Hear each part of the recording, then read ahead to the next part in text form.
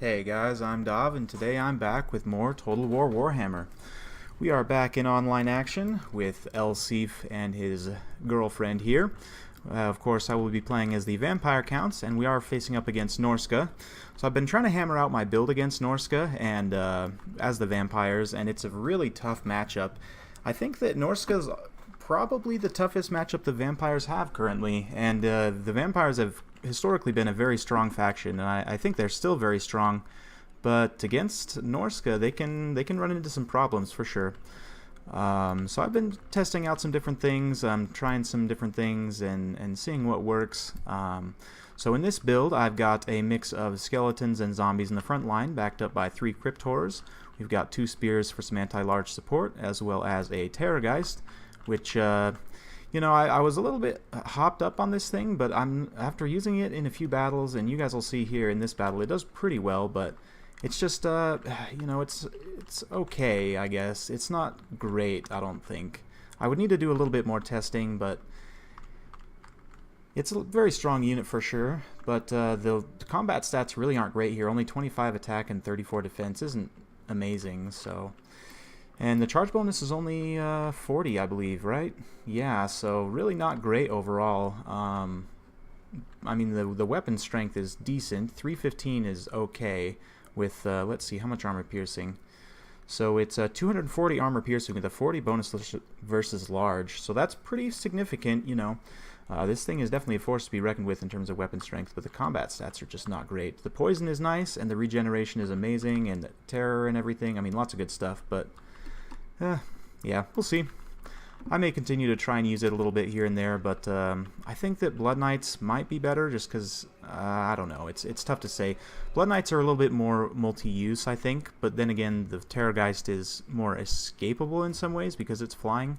Anyway, for my opponent's build, he's got a front line of Marauder Berserkers with, of course, the Brutes of the Hound, 1 unit of Spears here, another Berserker here, and 3 Marauder Javelins, as well as the obligatory Maws of Savagery. I believe these guys are getting a nerf in the next patch. I'm not 100% sure, but very strong unit overall. He does have a Marauder Chieftain up on a Mammoth, as well as an extra Feral Mammoth here for some additional giants. And he does have these Fimir Warriors with great weapons, which are a great pick against the Vampires. You wouldn't typically see ethereal units against Norsca, but hey, you know, people try it sometimes, and they get put down by Fimir pretty hard. As well, these Fimir with great weapons, they do have let's see, yep, they're coming over here. They do have an anti-large bonus, so let's see, 95 total weapon strength, 64 armor piercing, and 30 bonus versus large, so interesting. So they're going to come over here and kind of mirror my Terrorgheist, and that's a great move. Over here, Vlad's taking a bit of fire from the Javelins, but he's going to be fast enough that he will be able to kind of pull around a little bit. Now he's going to fly directly over top of him, and we're going to try and get a few zombie summons to help shut him down. Just kind of pulling away with the Terrorgheist, just keeping his units honest here, and a lot of his Javelins are turned away. These ones are now clogged up with zombies. They're not able to get in on the Crypt Horrors. You can see these Marauder Berserkers are taking a ton of damage. This group not taking quite as much damage because the charge didn't quite come through, and I did get the Crypt Horrors on the Marauder Chieftain. So we have also brought now the Terrorgheist down in, and they're going to be doing some decent damage between all of them, but the Fimir Warriors with great weapons will put down Crypt Horrors in a big hurry. I mean, they're anti-large bonus, heavy weapon strength. They'll beat down the Crypt Horror models, which will then make it tough for them to come back. My opponent also has a Shaman Sorcerer of Fire, which is a great move. I believe he's dropped nothing yet. Let's see. Over here, we're just ganging up on this Feral Mammoth. I've got the Blood Knights on it, as well as all these units. We're kind of healing up this pocket. And a little bit bunched up here. I probably want to pull one of these units back and stick them onto these Javelins here. This Necromancer is just continuing to support here. Let's see. Here, the Marauder Chieftain's taking quite a bit of damage, but you can see now the Fimir Warriors, now that they've felled those Crypt Horrors, they're coming after this Terrorgheist, and it's going to be a big issue. They can do quite a bit of damage here, and just watch how quickly this Terrorgheist gets chunked away by those guys. I mean, it has pretty heavy regeneration, but I mean, the armor is sundered, they have anti-large, and all these Marauders are beating on it as well, the Berserkers rather. You can see the Terrorgheist actually goes down, so it gets crumbled so fast. I was blown away. Those Fimir Warriors with great weapons, man. Great answer to the Terrorgheist. So here I thought I had a good counter to Norsca, and I just got countered. Shows you how the game goes. That's just Warhammer sometimes, and I love it. I love how there's so much counterplay to this and that, and it's so dynamic. It's really, really dynamic game. So trying to avoid these Maws of Savagery with Elsif. Definitely don't want to get him killed at this point. That would pretty much be the death blow. But things are already kind of starting to turn against me with the loss of the Terrorgheist. Over here, I'm trying to get my Blood Knights and these Crypt Horrors onto this Marauder Chieftain. We dropped Elsif as well, so the Red Duke will be dropping in here. Gonna get a nice Invocation of Nehek, and I actually casted it on himself, so it would heal him and all the units around him. But the Maws of Savagery are gonna get in here. They're gonna tear him up in a big hurry. Yeah, I mean, they're anti-large bonus, and I did try and get the Blood Knights on them. You can see they're trading a little bit here, but yeah, it's going to be tough, man. This is a tough unit to take down, and if you can't kill their unit models before you rout them, they'll just come back just as strong. It's so annoying. So these Marauders are still able to fire here with their Javelins. This Javelin is still able to fire, just kind of crumbling all over, and the balance of power is okay right now, but narrowly dodging that fireball there. We're going to get the Vampire Lady into these Marauder Hunters to stop them from firing as much as possible. Same here with the Red Duke. We're going to hop on these Javelins as well as get some zombies over here. But at this point it's looking pretty bad. My Blood Knights are crumbling, the Crypt Horrors are crumbling, and that's pretty much the only killing power I have left. I mean, I have some skeletons and some zombies, but they're not going to do anything. So yeah, it's looking pretty tough at this point. The Shadow Lady with no spells is fighting up against this this wizard here, this shaman, and she should be able to beat him down in one-on-one combat. I mean, she has 80 armor and 60 attack, 35 defense, and yeah, only 30 and 30 on the sorcerer, so definitely a better combatant. So should be able to win that, but with the javelins around, it could be problematic for sure.